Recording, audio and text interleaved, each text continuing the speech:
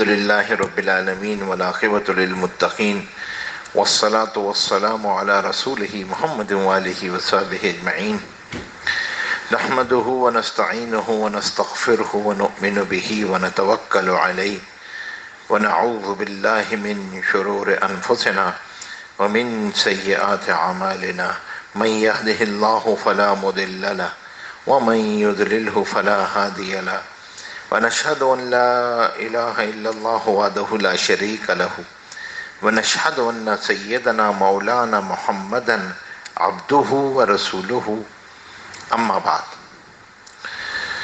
قابل احترام بھائیوں دوستو، اللہ جل شانہ کا لاکھ لاکھ شکر و احسان ہے، اللہ کا کرم ہے، انعام ہے کہ اللہ تبارک و تعالی نے ان قیمتی گھڑیوں میں اس قیمتی جگہ پہ جمع ہونے کی توفیق عطا فرمائی. یہ رمضان المبارک کا مہینہ ہے اور یہ رمضان میں بھی وہ آخری عشرہ ہے جو پورے رمضان کا نچوڑ ہے، اور اس میں یہ دوسری تاخرات ہے. اور علماء نے لکھا ہے، بعض علماء کا، محدثین کا یہ رجحان ہے کہ اگر تاخرات جو ہے وہ کسی شب جمعہ میں آ جائے تو اللہ کی ذات سے کبھی امید ہوتی ہے کہ یہی جو ہے وہ شب قدر ہوگی، لیکن یہ بات تو کوئی یقینی نہیں کہی جا سکتی. البتہ بعض محدثین کا، کیونکہ شب جمعہ خود بڑی برکت والی رات ہے، ویسے ہی پورے سال میں شب جمعہ برکت والی رات ہے، اور شب جمعہ اس تاخرات کے ساتھ مل جائے تو اور قیمتی بن جاتی ہے.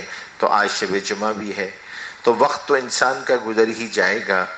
یہ جو آخری عشرہ شروع ہوا ہے یہ بہت قیمتی عشرہ ہے، اور اس آخری عشرے کی دو اہم عبادتیں ہیں، اور ان دو اہم عبادتوں میں ایک توبہ ہے اور دوسری دعا ہے. یہ اس عشرے کی خاص عبادتیں ہیں. اس کے علاوہ جو دو عبادتیں ہیں وہ نوافل ہیں، اور اسی طریقے سے جو ہے تلاوت کلام پاک ہے، اللہ کا ذکر ہے. لیکن توبہ جو ہے نا وہ اس رات کی اہم عبادت ہے. اماں جان نے حضور پاک صلی اللہ علیہ وسلم سے سوال کیا کہ اگر میں اس رات کو پالوں تو میں کیا پڑھوں؟ تو حضور پاک صلی اللہ علیہ وسلم نے فرمایا یہ پڑھو، اللہم انک عفو کریم تحب العفو فاعف عنی. اللہ معاف کرنے والی ذات ہے، یا اللہ آپ کو معافی پسند ہے، یا اللہ میرے گناہوں کو معاف فرما دیجئے. تو استغفار اور توبہ، یہ دو چیزیں اس رات کی بڑی اہم عبادت ہے. استغفار اور توبہ جو ہے نا، توبہ وہ بنیادی طور پہ، ویسے تو توبہ کہتے ہیں رجوع کرنے کو، لوٹ جانے کو، لیکن توبہ اللہ تبارک و تعالیٰ کی ذات عالی کے ساتھ تجدید عہد وفا ہے. حدیث میں آتا ہے کہ کل بنی آدم خطاؤن، کہ جتنے انسان ہیں یہ سب خطا کار ہیں، ان سے غلطیاں ہوتی ہیں. وخیر الخطائین توابون، لیکن بہترین خطا کار وہ ہیں جو توابین ہیں، توبہ کرنے والے. اچھا، تواب کہتے ہیں بار بار توبہ کرنے والے کو. غلطی ہوتی ہے پھر توبہ کرتا ہے، غلطی ہوتی ہے پھر توبہ کرتا ہے، غلطی ہوتی ہے پھر توبہ کرتا ہے، بار بار اللہ کی طرف لوٹ کے جاتا ہے. اور اللہ تبارک و تعالیٰ کو اس پہ پیار آتا ہے.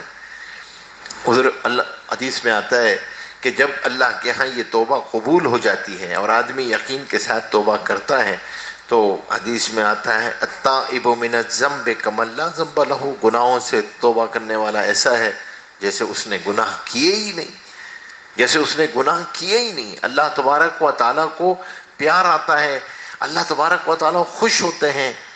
صحیحین کی حدیث ہے، اللہ تبارک و تعالیٰ کی خوشی کا اظہار کیا ہے کہ اللہ کتنے خوش ہوتے ہیں جب آدمی اللہ کی طرف رجوع کرتا ہے. فرمایا تم میں سے کوئی آدمی سفر پہ نکلے، ریگستان کا سفر ہو، سواری ساتھ ہو اور سواری پر توشہ ہو اور کچاوا اونٹ پہ بندھا ہوا ہو، اور وہ جا رہا ہو اور تھوڑی دیر کے لیے نخلستان میں کہیں پہ ٹھہرے، اور جب ٹھہرے تو یہ سواری اس سے بھاگ جائے اور اب یہ اس سواری کی تلاش میں نکلے، کبھی ادھر جاتا ہے، کبھی ادھر جاتا ہے، کبھی ادھر جاتا ہے، کبھی اس ٹیلے پہ چڑھتا ہے، کبھی اس ٹیلے پہ چڑھتا ہے، اور جا کر جو ہے وہ آدمی آخر تھک ہار کے پڑ جاتا ہے کہ زندگی کا کوئی سامان نہیں اور اب سب موت کا سامان ہے، اور یہ آ کر پڑ جاتا ہے۔ آنکھیں بند کرتا ہے، تھوڑی دیر میں آنکھیں کھولتا ہے تو دیکھتا ہے سواری ساتھ کھڑی ہوئی ہے اور اس پہ سامان بھی ہے، پانی بھی ہے، اور اس کو ہاتھ لگا کے دیکھتا ہے کہ یہ میری سواری ہے۔ اسے یقین ہوتا ہے کہ ہاں میری سواری ہے۔ تو حضور پاک صلی اللہ علیہ وسلم نے پوچھا یہ کتنا خوش ہوگا، بتاؤ کتنے خوش ہوگے؟ اس نے بولا یا رسول اللہ، زندگی مل گئی، موت سامنے تھی، زندگی مل گئی تو خوشی کا کیا ٹھکانا؟ حضور پاک صلی اللہ علیہ وسلم نے فرمایا اللہ جل شانہ جب بندہ اللہ کی طرف رجوع کرتا ہے اللہ اس سے کہیں زیادہ خوش ہوتے ہیں، کہیں زیادہ خوش ہوتے ہیں۔ تو یہ جو گناہوں کی توبہ ہے، گناہوں کو دھونا ہے، اس کی معافی تو استغفار کے ذریعے ہوتی ہے۔ پہلا قدم ہے استغفار۔ استغفار کہتے ہیں اللہ سے مغفرت، معافی طلب کرنے کو، اللہ سے معافی طلب کرنے کو، اور یہ مستقل کرنے کا عمل ہے۔ اللہ تبارک و تعالیٰ نے روزی کی برکت کو اس کے ساتھ جوڑا ہے، مال کی برکت کو اس کے ساتھ جوڑا ہے، بارش کو اس کے ساتھ جوڑا ہے۔ فرمایا اللہ تبارک و تعالیٰ کسی قوم پہ اجتماعی عذاب نہیں بھیجتے اگر نبی کی ذات موجود ہو یا وہ قوم استغفار کرنے والی ہو۔ اگر وہ قوم استغفار کرنے والی ہے تو اس قوم پہ اجتماعی عذاب نہیں آتا، نبی کی ذات موجود ہے تو نبی کے ہوتے ہوئے اجتماعی عذاب نہیں آتا۔ تو ایک تو چلتے پھرتے اٹھتے بیٹھتے استغفار کی عادت ڈالنا، لیکن توبہ اس سے آگے کی چیز ہے۔ توبہ کسے کہتے ہیں؟ توبہ کہتے ہیں تین چیزوں کا نام جو ہے وہ توبہ ہے۔ سب سے پہلی چیز حدیث میں آتا ہے التوبہ الندمہ۔ توبہ کہتے ہیں ریگریٹ کو، ندامت کو، شرمساری کو، پشیمانی کو، دل کے پسیج جانے کو، کہ یہ شرمندگی ہو کہ یا اللہ مجھ سے غلطی ہوئی ہے، مجھ سے غلطی ہوئی۔ یہ جو ندامت ہے نا، یہ پہلا اسٹیپ ہے تقوی کا۔ علماء نے لکھا ہے توبہ کے بغیر نہ ایمان کی تکمیل ہے، نہ اللہ کی محبت حاصل ہو سکتی ہے، نہ اللہ کی معرفت حاصل ہو سکتی ہے، نہ اللہ کی حضوری حاصل ہو سکتی ہے۔ اس کے بغیر ممکن ہی نہیں ہے کوئی چیز۔ تو توبہ سب سے پہلی چیز کہ نادم ہونا، اور دوسرا چیز یہ کہ اس پر آدمی گناہ کو ترک کر دے، گناہ کو ترک کرنا، جس گناہ میں ہے اس کو فوراً چھوڑ دے۔ کوئی چیز غلطی سے دیکھ رہا تھا اس کو فوراً چھوڑ دی، سن رہا تھا چھوڑ دی، گفتگو کر رہا تھا خاموش ہو گیا۔ یہ ساری کی ساری چیزیں گناہ کو ترک کرنے کے ذیل میں آتی ہیں۔ اس وقت اس گناہ کو ترک کر دو۔ تیسری چیز کیا؟ تیسری چیز یہ کہ آئندہ نہ کرنے کا عزم، اب نہیں کروں گا، اللہ اب نہیں کروں گا، اللہ تجھ سے معافی مانگ۔ جس وقت معافی مانگ رہا ہے، توبہ کر رہا ہے، اس وقت مصمم ارادے کے ساتھ یہ نیت کرے کہ اب نہیں کروں گا، اب نہیں کروں گا۔ اور اس کے بعد پھر یہ ہے بنیادی چیز توبہ کی۔ سوال یہ پیدا ہوتا ہے، اکثر ساتھی سوال کرتے ہیں کہ بھائی ہم عزم کر رہے ہوتے ہیں اور دل میں یہ اندیشہ آ رہا ہوتا ہے کہ گناہ پھر ہو جائے گا، غلطی پھر ہو جائے گی۔ تو علماء نے لکھا ہے، محدثین نے، کہ اندیشہ گناہ توبہ کے منافی نہیں ہے۔ توبہ قبول ہو گئی آپ کی، جس کو توبہ کی توفیق مل گئی اس کی توبہ قبول ہو گئی، اس کی توبہ قبول ہو گئی۔ توبہ کے بارے میں اس اندیشے میں نہیں جانا چاہیے۔ اور ظاہر سی بات ہے توبہ کی دو قسمیں ہیں، ایک اجمالی توبہ ہے کہ آدمی سب گناہوں کی اللہ جانتے بوجھتے نہ جانے میں جو مجھ سے غلطیاں ہوئیں، کوتاہیاں ہوئیں، حقوق کی ادائیگیوں میں ہوئیں، رویوں سے ہوئیں، زبان سے ہوئیں، اللہ اس کو معاف کر دے۔ اور ایک تفصیلی توبہ ہے۔ تفصیلی توبہ میں آدمی پھر اپنے تعلقات اور معاملات کی ہر لائن سے پھر آدمی توبہ کرتا ہے کہ میرے اعضاء و جوارح، میرا رویہ، میری جہاں جہاں مجھ سے غلطیاں ہو رہی ہیں ان تمام کے اندر۔ اور اس کے بعد جب توبہ کر لی تو اب یاد رکھیے توبہ کے اندر بنیادی چیز ہے اس یقین کے ساتھ توبہ کرنا کہ اب اللہ نے گناہ معاف کر دیا. یہ اللہ جل شانوں کا معاملہ ہے نا. یہ ہمارا کوئی ٹرائی بیلنس تھوڑی ہے ڈیبٹ کریڈٹ کر کے بیلنس پھر کھڑا ہوگا. اللہ کیا بیلنس نہیں کھڑا ہوتا. ڈیبٹ ہوئی ختم ہوئی گناہ ختم ہو گئے گناہ. توبہ میں اخلاص جتنا بڑھتا چلا جاتا ہے حدیث میں آتا ہے کہ اللہ فرشتوں کو بھلا دیتے ہیں یہاں تک کہ زمین کے اس چپے کو بھلا دیتے ہیں جس چپے پہ گناہ ہوا ہوتا ہے کہ وہ محشر کے میدان میں وہ بھی گواہ نہیں بن پاتا اس گناہ کا. گناہ کے گواہی ختم کر دیتے ہیں اللہ تبارک و تعالی. اس درجے توبہ جب اللہ جل شانہ توبہ قبول فرماتے ہیں. اسی لیے فرمایا جس نے توبہ کر لی اب تمہیں کوئی حق نہیں پہنچتا کہ اس کی توبہ پہ عار دلاؤ اس کو, یعنی اس کے گناہ شمار کر کے اس کو عار دلاؤ. وہ آپ نے پڑھا نا حضرت ماعز کا واقعہ آتا ہے کہ ان سے جو ہے وہ زنا کا فعل سردرد ہو گیا. وہ اپنے آپ کو خود پیش کیا حضور پاک صلی اللہ علیہ وسلم کے سامنے اور پھر حضور پاک صلی اللہ علیہ وسلم نے ایک مرتبہ منہ پھیرا, دوسری مرتبہ منہ پھیرا, تیسری مرتبہ, 4 مرتبہ وہ آئے کہ اللہ مجھ پہ حد, اے اللہ کے رسول مجھ پہ حد قائم کر دیں.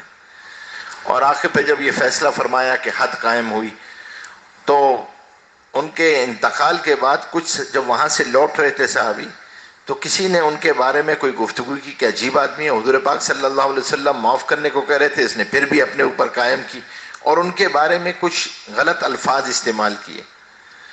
تو حضور پاک صلی اللہ علیہ وسلم ساتھ تھے, راستے میں ایک مرا ہوا گدھا پڑا تھا.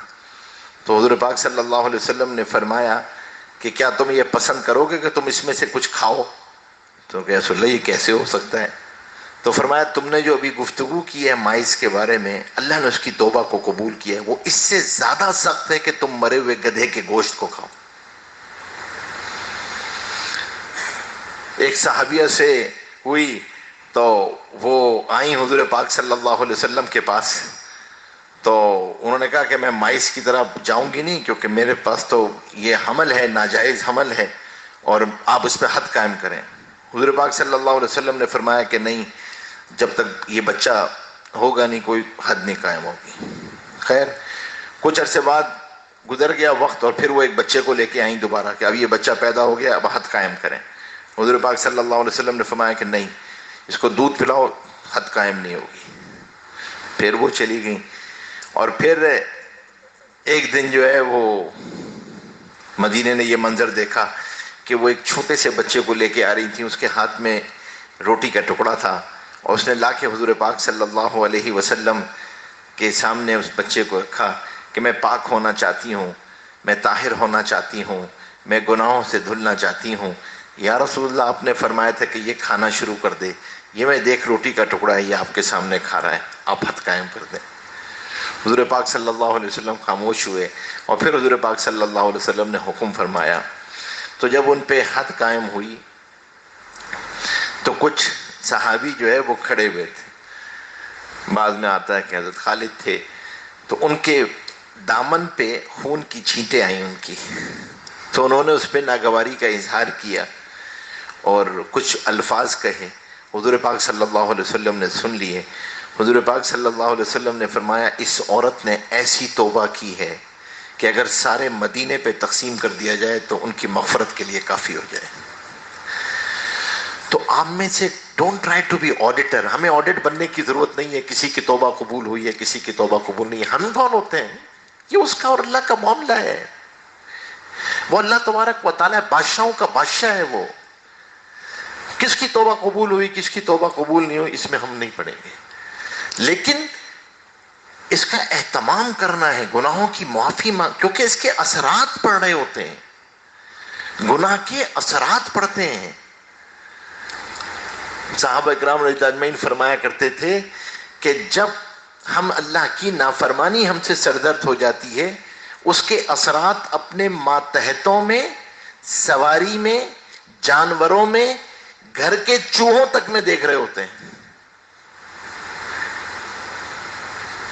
ہمیں یہ تو نظر آ رہا ہوتا ہے کہ ماتحت یہ ہے، یہ کام نہیں کرتا، وہ کام نہیں کرتے، یہ کام نہیں کرتے.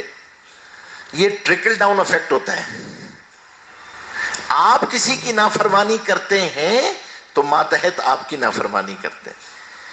اس لیے تو حدیث میں آتا ہے من اصلح فیما بینہ و بین اللہ اصلح اللہ فیما بینہ و بین الناس.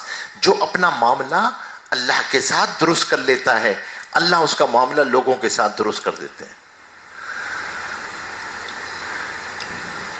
حدیث میں آتا ہے کہ جب گناہوں کی وجہ سے بارشیں رکتی ہیں تو پرندے، چوپائے، کیڑے مکوڑے سب گناہگاروں کے لیے بد دعا کرتے ہیں کہ ان کے گناہوں کی نحوست کی وجہ سے ہم بھی بارش سے محروم ہو گئے. زندگی کے اندر گناہوں کی نحوست پڑتی ہے، تعلقات میں نحوست پڑتی ہے، رشتوں میں نحوست پڑتی ہے، روزی میں نحوست پڑتی ہے، کردار میں نحوست پڑتی ہے. اور گناہ کو چھوٹا نہیں سمجھنا چاہیے کسی گناہ کو بھی. حضرت تھانوی نور اللہ مرقدہ نے مثال دی، دیا سلائی جو ہوتی ہے نا، ماچس کی تیلی جو ہوتی ہے اتنی سی ہوتی ہے نا، اور روئی کے بکسے میں ڈال دو تو آگ لگانے کے لیے کافی ہوتی ہے. تو انہوں نے فرمایا کہ مومن کسی گناہ کو چھوٹا سمجھ کے کرنا نہیں اور کسی نیکی کو چھوٹا سمجھ کے چھوڑنا نہیں. نہ جانے اللہ اس کو کون سی نیکی پسند آ جائے، کب اس کو پیار آ جائے. اور آدمی توبہ کرتا ہے اور جب جو سب سے پہلا اثر جو پڑتا ہے نا وہ اس کے ماتحتوں پہ پڑتا ہے. لکھا ہے ایران وہ مشہور بادشاہ تھا نوشیروان، بڑا عادل بادشاہ تھا. اور تو وہ ایک دن اپنے قافلے کے ساتھ جنگل میں جا رہا تھا تو جنگل میں جو ہے وہ بچھڑ گیا. اور جب وہ بچھڑا تو اس نے گھوڑے کو دوڑایا لیکن قافلے سے بچھڑ گیا. چلتا گیا تو آگے جا کے اس کو پیاس لگی. جنگل میں اس کو نظر آیا کہ آگے کوئی انار کا باغ تھا تو وہ انار کے باغ میں گیا اور انار کے باغ میں جا کر جو ہے وہ اس نے کہا کہ بھائی، لڑکا تھا ایک نوجوان، اس سے کہا کہ مجھے انار لا کے دو. اس نے انار لا کے دیا. وہ تو پہچانتا نہیں تھا کون ہے، بادشاہ ہے کون ہے. اس نے انار نچوڑا تو بھرا ہوا تھا، گلاس بھر گیا. اس نے کہا یہ تو بڑا زبردست انار ہے. اب اس کے دل میں آئی کہ یہ تو حکومت کو لینا چاہیے، ہماری تو نظر ہی نہیں ہے اس کی طرح. اور تو پھر اس نے کہا ایک انار اور لاؤ. وہ بچہ گیا نوجوان اور پھر انار لے کر آیا تو اس میں سے ایک چوتھائی گلاس نکلا، انار ہی نکلا. تو نوشیروان نے بولا کہ عجیب آدمی ہو، تمہیں پہچان نہیں ہے اپنے اناروں کی؟ ابھی تو ایک گلاس بھرا ہوا تھا اور یہ کیسا لے کر آئے؟ تو وہ نوجوان تھا، اس نے کہا کہ لگتا ہے کہ بادشاہ وقت کی جو ہے وہ نیت بدل گئی ہے، اس کی نیت ظلم کی آ گئی ہے. تو اس نے کہا کہ اب نوشیروان چونکا. اس نے دل میں جو ہے وہ توبہ کی اور دل میں اللہ کی طرف رجوع کیا کہ اللہ غلطی ہو گئی ہے، معاف کر دے. اور اس سے کہا کہ اچھا جاؤ پھر اب تجربے کے لیے پھر گلاس منگوایا کہ جاؤ گلاس لے کر آؤ پانی. اور اپنی نیت صحیح کر کے اس نے جو ہے وہ پھر گلاس منگوایا. اب جب گلاس آیا تو پھر بھرا ہوا آیا، بھرا ہوا گلاس نکلا. تو اس نے پوچھا تمہیں پہچان نہیں ہے؟ ابھی جب لے کر آئے تھے پہلا والا اور آخری والا بھرا ہوا تھا، درمیان میں نہیں. تو اس نے یہ نہیں کہا کہ مجھے پہچانا ہے یا نہیں، اس نے کہا لگتا ہے بادشاہ وقت کی نیت صحیح ہو گئی ہے. اتنا گناہ، نیتوں کا اتنا اثر پڑتا ہے. نیتیں جو ہوتی ہیں نا، آدمی کی زندگی میں سب سے زیادہ امپیکٹ، پاورفل امپیکٹ اگر کسی چیز کا پڑتا ہے تو اس کی نیتوں کا ہوتا ہے. آپ کے کردار، آپ کا رویہ، آپ کی گفتگو، آپ کے اخلاقیات، آپ کی نیت ہے. یہ اگر تعلق اللہ کے ساتھ جوڑ لیا آج کی رات میں. اسی لیے علماء نے لکھا ہے کہ آج کی رات کی اجتماعی عبادتیں نہیں ہیں. یہ جو ہم بیٹھے ہوئے نا، یہ بھی ہم اس مذاکرے کے لیے کہ کرنا کیا ہے. یہ 1-to-1 معاملہ ہے، فیما بینک و بین اللہ، آپ کا اور اللہ کا معاملہ ہے. بیٹھ جائیں، ریکنیکٹ ہو.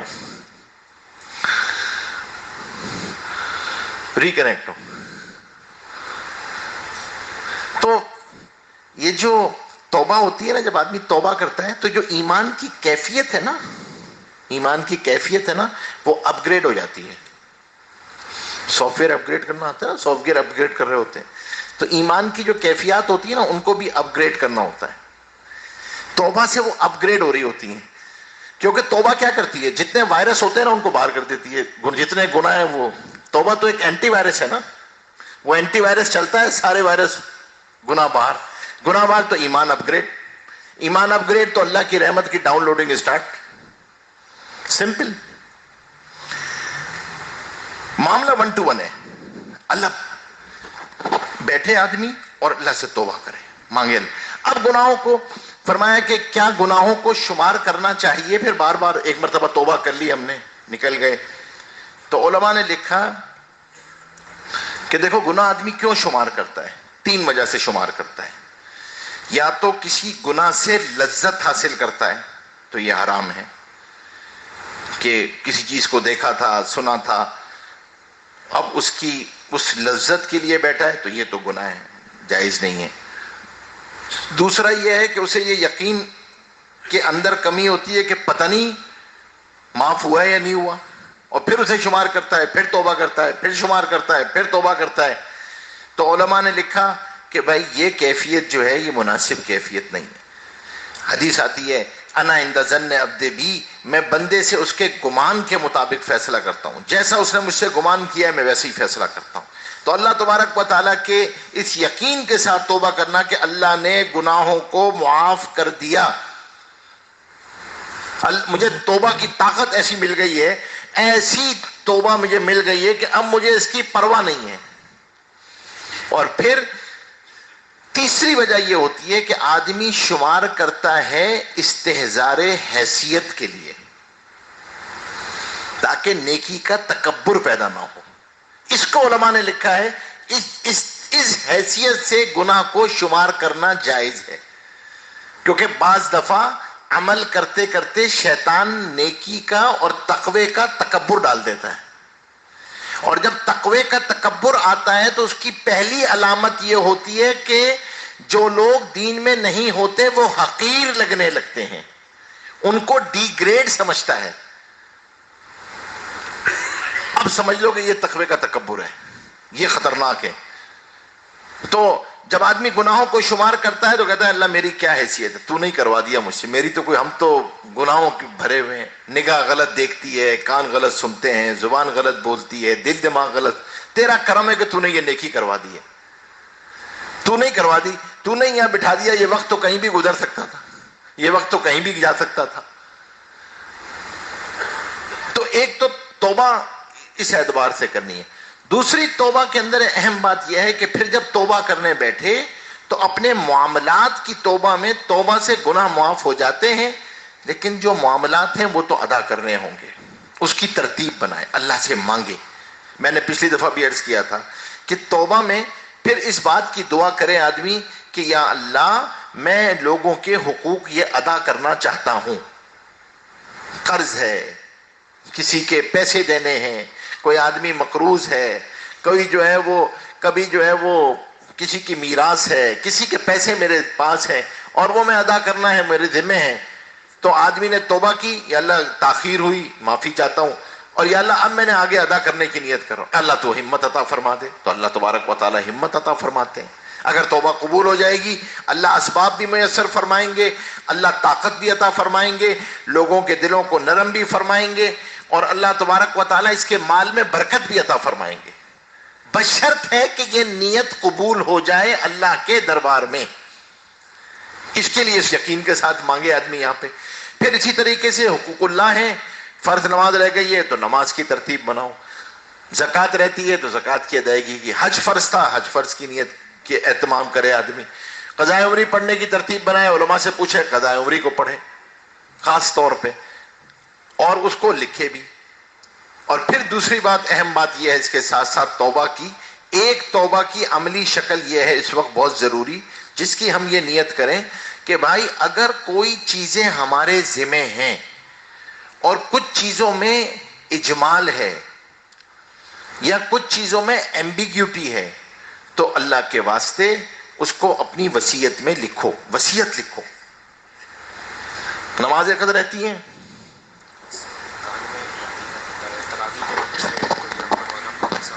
کیا نمبر ہے؟ 991 کسی گاڑی کا نمبر ہے، جس ساتھی کی ہو تو سامنے کھڑی ہوئی ہے، جس ساتھی کی ہو اس کی وجہ سے ٹریفک جو ہے وہ رک رہی ہے، 991 اگر کسی کے ساتھی کا ہے تو وہ گاڑی وہاں سے موو کر لیں۔ سلور کلر کرولا ہے، سلور کلر کرولا اگر کسی ساتھی کی ہے تو وہ گاڑی وہاں سے موو کر لیں، کوئی ڈمپر جو ہے وہ پھنسا ہوا ہے، ٹریفک پھنسی ہوئی ہے اس کی وجہ سے۔ تو ایک تو یہ کہ ہم اس بات کا خاص طور پہ اہتمام کریں۔ عبداللہ ابن عمر رضی اللہ تعالیٰ عنہ فرماتے ہیں تمہارا کسی سے لین دین ہو، تمہارا کسی کے امانتیں تمہارے پاس ہوں، تم نے کسی کی امانت دینی ہو اور وہ چیز لکھت پڑھت میں نہ ہو تو فرمایا کہ وصیت لکھو، ورنہ وصیت نہیں لکھو گے تو جو رات گزارو گے وہ گناہ میں گزارو گے۔ چیزوں کو واضح کرو، چیزوں کو لکھو۔ میں نے پچھلی دفعہ بھی عرض کیا تھا آپ سے کہ بھائی خاص طور پہ ملکیتوں کو اس کتاب میں لکھو کہ آپ کی ملکیت کیا ہے۔ ہمارے ہاں بہت بڑا سبب ایک گناہ بے لذت کا، میراث کے تقسیم نہ ہونے کا یہ ہے کہ ملکیتیں واضح نہیں ہوتی، اونرشپ ڈیفائن نہیں ہوتی چیزوں کی۔ تو ملکیتوں کو لکھو، اپنی وصیت اہتمام کرو وصیت لکھنے کا، اور وصیت کو لکھو۔ اور وصیت وارثوں کے لیے نہیں ہوتی، لا وصیت لوارث، وصیت وارث کے لیے نہیں ہوتی، وصیت تو غیر وارث کے لیے ہوتی ہے۔ ہاں آدمی کے پاس جو ہے وہ کوئی ایسی شکل ہو کہ جس کے اندر کوئی رشتہ دار ہے جس کو آپ دینا چاہتے ہیں، وہ آپ کا وارث نہیں ہے، اس کے لیے وصیت کر دو۔ مثال کے طور پہ یتیم پوتا ہے، بیٹے کا انتقال ہو چکا ہے، دادا زندہ ہے تو پوتے کی میراث نہیں ہے، اگر وہ یتیم ہے تو زندگی میں اس کے لیے وصیت کر دو یا اس کو گفٹ کر دو۔ وصیت مرنے کے بعد ایگزیکیوٹ ہوتی ہے لیکن اس کو لکھو۔ اسی طرح جو لوگ زکوٰۃ وقت پہ نہیں دیتے اور اس کو تھوڑا تھوڑا انسٹالمنٹ میں کر کے دیتے ہیں، وہ بھی وصیت لکھیں اس کی، اس کو وصیت میں لکھیں کہ بھائی اتنی زکوٰۃ میری ادا ہو گئی ہے، اتنی زکوٰۃ میری باقی۔ یہ توبہ کا حصہ ہے، یہ توبہ اس سے کمپلیٹ ہوتی ہے کیونکہ یہ معاملات ہیں۔ اسی طرح اگر کوئی ایسی چیز ہے جہاں ملکیتیں مختلف ہیں کاروباری اعتبار سے تو ان کو لکھو کہ بھائی یہ کس کی ملکیت ہے۔ اور اگر کوئی چیز آپ نے صرف ٹیکس بچانے کے لیے کی ہے یا آپ نے کسی بزنس وینچر کی وجہ سے کی ہے، حقیقی ملکیت ٹرانسفر آف اونرشپ نہیں کی ہے، تو لکھو کتاب کے اندر، گواہ بناؤ اس پہ کہ یہ کیا چیز ہے یہ، تاکہ بعد میں تکلیف نہ ہو اور بعد میں کوئی پریشانی نہ ہو اور بعد میں کوئی مشکل نہ ہو۔ معاملات کو بالکل واضح کرو، معاملات کو صاف کرو، یہ بہت ضروری چیز ہے۔ اصل بات یہ ہے کہ آپ میری ذات سے کسی کو تکلیف نہ پہنچے اور چیزیں اتنی واضح ہوں۔ میں آپ کے سامنے وہ مثال آپ کو دیتا رہتا ہوں، آپ حضرات نے اس قصے کو کئی بار سنا ہے، لیکن ہمارے لیے وہ ایک سمجھنے کی چیز ہے۔ حضرت مفتی شفیع صاحب رحمۃ اللہ علیہ جو مفتی تقی عثمانی صاحب کے والد ہیں، تو مفتی شفیع صاحب رحمۃ اللہ علیہ جو ہیں وہ جب ان کا انتقال ہونے لگا تو وہ ایک کمرے میں آ گئے تھے جو ان کا چھوٹا سا کمرہ تھا اور اس میں کچھ کتابیں تھیں، تو اس کے اندر جب کوئی سامان لے کر آتا تھا تو وہ ہمیشہ جو ہے وہ سامان کو کوئی رکابی لے کے آیا، کوئی ٹرے لے کر آیا تو وہ فوراً کہتے تھے بھائی سامان کو اٹھا لو، واپس لے جاؤ۔ تو مفتی تقی عثمانی صاحب ان حضرات نے سمجھا کہ شاید بیماری کی وجہ سے طبیعت میں اختلاج ہے، طبیعت میں مسئلہ ہے، اس وجہ سے کہتے ہیں۔ مفتی شفیع صاحب نور اللہ مرقدہ نے یہ محسوس کیا تو انہوں نے جو ہے وہ پھر یہ فرمایا کہ بھائی دیکھو مجھے یہ لگتا ہے کہ آپ لوگوں کو یہ بات صحیح نہیں لگتی، اصل بات یہ ہے کہ میرے گھر میں جتنی چیزیں ہیں میری ملکیت میں اپنی اہلیہ کو گفٹ کر چکا ہوں، اس کمرے میں میری جتنی چیزیں ہیں وہ میری ملکیت ہے، میں نہیں چاہتا کہ اسرائیل علیہ السلام سے ملاقات ہو اور یہاں کسی اور کا سامان موجود ہو۔ تو اس کا اہتمام کرنا، ملکیتوں کا اہتمام کرنا۔ اور پھر دوسری بات یہ ہے کہ ایک چیز اخلاقیات کے اعتبار سے ضرور توبہ کرو. اپنے ماتحتوں سے معافی مانگنا، اگر میری رویے سے تکلیف پہنچی ہے، میری گفتگو سے تکلیف پہنچی ہے، میرے اخلاقیات سے تکلیف پہنچی ہے، یا یہ کہ آپ کو پتا ہے کہ آپ نے کسی کے بارے میں غلط سوچا ہے، آپ نے کسی کے بارے میں غلط سوچا ہے، آپ نے کسی کے بارے میں کوئی بدگمانی کی ہے، بھیا توبہ کر لو، معافی مانگ لو اللہ سے. اور دوسری چیز یہ کہ وہ دعا ہے. اس وقت سب سے بڑی عبادت ہے اللہ کے دربار میں دعا کرنا. دعاؤں کا اہتمام کریں. کم از کم 15 20 25 30 منٹ بیٹھ کے اللہ سے دعا کرنا. دعا کی بھی شرط یہی ہے، دعا قبول ہوتی رہتی ہے جب تک بندہ اپنی زبان سے نہیں کہتا میری دعا قبول نہیں ہوتی. اللہ تبارک و تعالیٰ یہ رات ہے، اللہ تبارک و تعالیٰ پہلے آسمان پہ ہیں، فرشتے زمین پہ ہیں، جبریل امین دعاؤں پہ آمین کہہ رہے ہوتے ہیں. فرمایا جو دوسرے مسلمانوں کے لیے دعا کرتا ہے اس کی دعا قبول ہوتی ہے. اس رات میں جس کے ہاتھ اٹھ جائے اس کی دعا قبول ہوتی ہے. اپنے لیے دعا، اولادوں کے لیے دعا، ماں باپ کے لیے دعا، گھر والوں کے لیے دعا، روزی کی دعا، سب مانگے اللہ سے، بے تکلف ہو کے اللہ تبارک و تعالیٰ سے مانگے. اور اس بات جب روئیں، حدیث میں آتا ہے دعا مانگو تو رونا نہیں آتا تو رونے والی شکل بناؤ. اللہ کے سامنے منگتا فقیر بن کے مانگنا ہے. اپلیکیشن سبمٹ کرنی ہے منگتا بن کے، اس یقین کے ساتھ کہ اللہ ہی قبول کرے گا. فرمایا جس کو دعا کی توفیق مل گئی اس کی دعا قبول ہو گئی، شک نہ ہو اس کے اندر کوئی، دعا قبول ہو گئی. دعا کی قبولیت میں تو 2 یا 3 چیزیں ہیں جو رکاوٹ بنتی ہیں. بننا کیا ہے؟ دعا تو قبول ہوتی ہے، جیسے فوراً پہلے آسمان پہ جاتی ہے دعا قبول. کوئی چیز راستے میں روک نہیں سکتی. ہاں کمائی حرام ہو، ماں باپ کا نافرمان ہو، رشتے ناطے توڑنے والا ہو، کسی مسلمان کا کینہ دل میں ہو، ہاں پھر رکاوٹیں ہیں، پھر دعائیں رکتی ہیں. ورنہ دعا تو قبول ہوتی ہے. اللہ تبارک و تعالیٰ کا وعدہ ادعونی استجب لکم، مانگو مجھ سے میں دعا قبول کرتا ہوں. تو اللہ تبارک و تعالیٰ سے دعاؤں کا اہتمام کرنا ہے.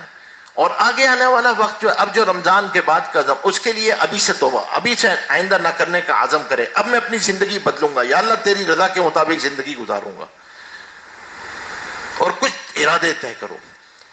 کچھ وقت نفل کا بھی گزر جائے، اگر یاد ہے تو کم از کم 2 رکعت نفل ایسے ہو جائیں جس میں 100 آیتیں پڑھ لیں. اگر 100 آیتیں یاد ہیں، کوئی لمبی رکھتے ہیں، لمبے سجدے.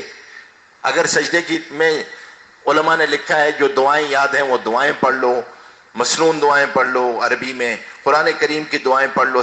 لمبا سجدہ یہ اللہ کو پسند ہے. کچھ وقت ہمارا تلاوت میں لگ جائے. اور ابھی نیت کرو، یہ بڑی مبارک راتیں ہیں، اس کی نیتیں بڑی مبارک ہیں، اس کی دعائیں بڑی مبارک ہیں. تو بڑی بڑی نیتیں کرو، حقوق کے ادائیگیوں کی، اللہ کے حقوق، بندوں کے حقوق اللہ میں ادا کروں. پھر قرآن کریم سیکھنے کے لیے، قرآن کریم پہ عمل کرنے کے لیے، قرآن کریم کا ترجمہ پڑھنے کے لیے. کوئی حرام میں پھنسا ہوا ہے تو حلال کے اللہ سے مانگے. کسی کے حقوق میرے ذمہ ہیں، یا اللہ ان کے ادا کرنے کی ہمت بھی عطا فرما دے، طاقت بھی عطا فرما دے، سبب بھی بنا دے، سبیل بھی بنا دے. اللہ سے مانگے. اللہ تبارک و تعالیٰ کی ذات قبول کرنے والی ذات ہے. یہ مبارک رات ہے، یقین کے ساتھ انشاءاللہ مانگیں گے تو اللہ تبارک و تعالیٰ کی ذات عالی سے امید ہے اللہ تبارک و تعالی ہمارے انفرادی، اجتماعی، امت کی سطح کے مسائل حل کر دیں گے انشاءاللہ. دعا فرمائے اللہ جل شانہ ہم سب کو عمل کرنے کی توفیق عطا فرمائے. درود شریف پڑھ لیں. اللہم صلی علی محمد وعلی آل محمد کما صلیت علی ابراہیم وعلی آل ابراہیم انک حمید مجید. اللہم بارک علی محمد وعلی آل محمد کما بارکت علی ابراہیم وعلی آل ابراہیم انک حمید مجید.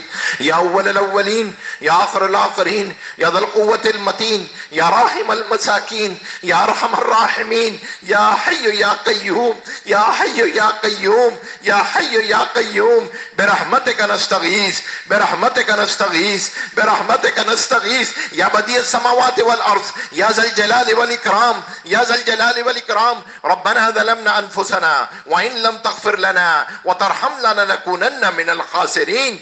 ربنا آتنا في الدنيا حسنة وفي الآخرة حسنة وقنا عذاب النار.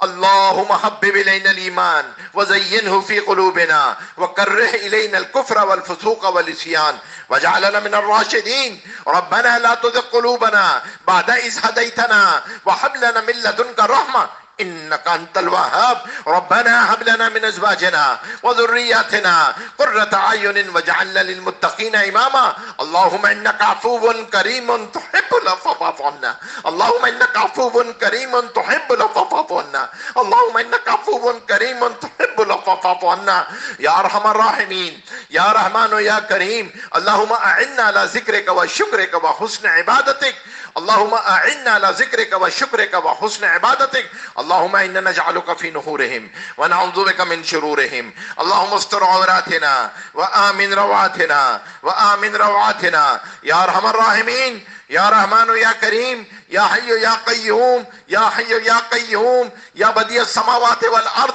یا اللہ ہمارے کبیرہ صغیرہ گناہوں کو معاف فرما یا اللہ جو گناہ جان بوجھ کے ہوئے یا اللہ بھولے سے ہوئے یا اللہ رات کے اندھیروں میں ہوئے یا اللہ دن کی روشنیوں میں ہوئے یا اللہ جانتے بوجھتے ہوئے ہمیں معلوم ہے ہمیں معلوم نہیں ہے یا اللہ آپ کے علم میں ہے ہم اعتراف کرتے ہیں ہم گناہوں کے سمندروں میں ڈوبے ہوئے ہیں یا اللہ ہم معترف ہیں یا اللہ سخت دل ہے یا اللہ ہمارے دلوں کو نرم فرما دے ہمارے گناہوں کو معاف فرما دے اللہ گناہوں کو معاف فرما دے اللہ گناہوں کو معاف فرما دے آپ معاف کرنے والی ذات ہے یا اللہ آپ معاف کرنے والی ذات ہے یا اللہ آپ معاف کرنے والی ذات ہے یہ قبولیت کی رات ہے یا اللہ ہمارے گناہوں کو معاف فرما دے ہمارے گناہوں کو دھو دے یا اللہ ہماری توبہ کو اپنی بارگاہ میں قبول فرما لے اس توبہ پہ استقامت نصیب فرما دے قدم قدم پہ دستگیری فرما دے قدم قدم پہ رہنمائی فرما دے یا اللہ کرم کا معاملہ فرما دے یا اللہ جو گناہ ہوئے عبادات کی لائن سے ہوئے ایمانیات کی لائن سے ہوئے اخلاقیات کی لائن سے ہوئے ہماری زبانیں گندی ہیں نگاہیں گندی ہیں کان ہمارے گندے ہیں دل دماغ سوچتے غلط ہیں ہم لوگوں کے بارے میں لوگوں کے عیب نکالتے ہیں یا اللہ ہم اعتراف کرتے ہیں یا اللہ رویوں کے اعتبار سے ہمارے رویے بہت غلط ہے یا اللہ ہمارے اخلاق کو درست کر دے ہمارے رویوں کو درست کر دے اللہ ہم توبہ کرتے ہیں یا اللہ تب توبہ کرتے ہیں یا ارحم الراحمین یا اللہ حضور پاک صلی اللہ علیہ وسلم کی سچی محبت اطاعت عقیدت نصیب فرما دیجئے یا اللہ ہر آن ہر گھڑی آپ کے جتنے احکامات ہیں ان کو حضور پاک صلی اللہ علیہ وسلم کے طریقے سے پورا کرنے والا بنا دے یا اللہ اپنی محبت نصیب فرما دے جن سے آپ کو محبت ہے ان کی محبت نصیب فرما دے یا ارحم الراحمین یا اللہ قرآن کریم کا شوق نصیب فرما دے قرآن کا تعلق نصیب فرما دے قرآن ہمارے لیے قبر میں راحت کا سامان ہو محشر میں شفاعت کا سامان ہو یا اللہ اس قرآن کو ہدایت نفع رحمت ہماری خاندانوں کے لیے ہماری اولادوں کے لیے اولادوں کی اولادوں کے لیے ہدایت کا سامان بنا دے یا ارحم الراحمین یا اللہ جو بے اولاد ہے ان کو صالح اولاد نصیب فرما جو صاحب اولاد ہیں یا اللہ ان کی اولادوں کو ان کی آنکھوں کی ٹھنڈک بنا قانتین صالحین کا امام بنا اللہ ہماری اولادوں کو حافظ جید قاری پرسوز دائی عالم مجاہد بنا یا اللہ برکت والی وسعت والی عافیت والی حلال روزی عطا فرما رزق سمیٹ کے عطا فرما تھکا دینے والی روزی سے بچا جو مقروض ہیں ان کے قرضوں کو غیب سے ختم فرما یا اللہ جو غلطیاں کوتاہیاں اولاد کی تربیت کی لائن سے ہوئی ہیں یا اللہ معترف ہے یا اللہ ہمارے گناہوں کو معاف فرما یا اللہ مال کی آزمائش سے بچا اولاد کی آزمائش سے بچا یا اللہ مال کی آزمائش سے بچا اولاد کی آزمائش سے بچا یا ارحم الراحمین یہ بہت بڑے فتنے ہیں یا اللہ تجھ سے بچتا تو بچا اس سے یا اللہ ہمارے ایمان کی حفاظت فرما یا اللہ عمل کی حفاظت فرما یا اللہ صحتوں کی حفاظت فرما ہمیں ہدایت نصیب فرما تجھ سے عافیت مانگتے ہیں عافیت کا معاملہ فرما یا اللہ ہماری اولادوں کی حفاظت فرما جان مال کی حفاظت فرما یا اللہ مکاتب دینیہ مشائخ کی حفاظت فرما مدارس کی حفاظت فرما مساجد کی حفاظت فرما یا ارحم الراحمین جو مساجد کی خدمت کرنے والے ہیں ان کی حفاظت فرما، یا اللہ جو مساجدوں کو آباد کرنے والے ہیں ان کی حفاظت فرما، جتنے حاضرین مجلس ہیں ان سب کی جان مال اولاد ایمان کی حفاظت فرما،